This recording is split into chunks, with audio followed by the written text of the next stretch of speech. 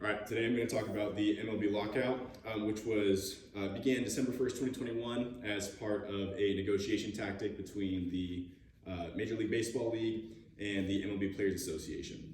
So these negotiations became relevant after the expiration of the CBA, which is the collective bargaining agreement between the MLBPA and Major League Baseball at the end of the 2021 season.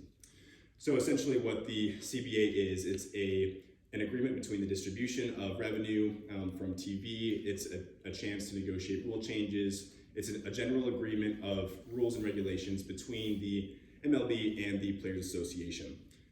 So compared to other work stoppages, usually a lockout is compared to a strike, but where a strike, the players are refusing to play or the workers are refusing to work. A lockout is the league not allowing work to occur.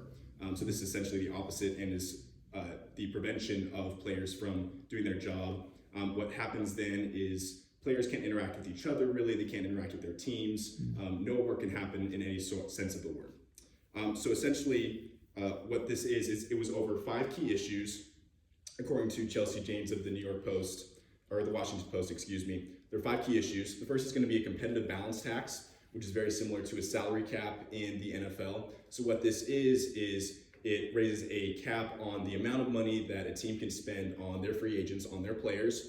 And so what that means is if a team exceeds that limit, that money that they spend is going to be more heavily taxed compared to if you were below that limit. So the league wanted to lower this limit in order to keep the league more competitive, essentially to prevent regions like New York and LA who have larger markets on spending more money on their players compared to smaller markets like Oakland, those kind of places, where the players wanted a higher capacity, a higher competitive balance tax in order to maintain a higher maximum capacity for free agency contracts, and so they can make more money in the long run. The next is going to be expanded playoff field. This is something that the Players Association and the league both agreed upon in terms of expanding it. The question was to what extent. The league wanted to expand it to 14 teams, and the players wanted to expand it to 12 teams. The league wanted the 14 teams as a way of maximizing TV revenue. More teams in playoffs means more big games, more TV deals, more revenue that way. The players wanted to keep it a little bit lower in order to maintain some relevance for the regular season. The next is going to be the issue of pre-arbitration bonuses. So when we talk about arbitration, that is the period before a player reaches free agency. Before a player reaches free agency for the first time, they don't have any say in their bonuses. There essentially aren't any bonuses for players that haven't yet to reach free agency. Essentially what this means is players who receive accolades, whether it's MVP or Cy Young, different kinds of awards, they're eligible for monetary bonuses from their teams instead of the prior situation where they weren't eligible for any bonuses at all.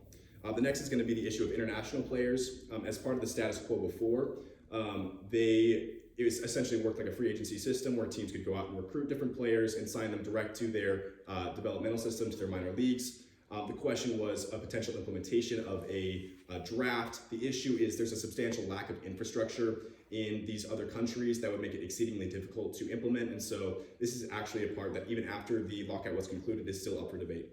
And then the last is going to be service time manipulation. So as I talked about before, this has to do with the arbitration period.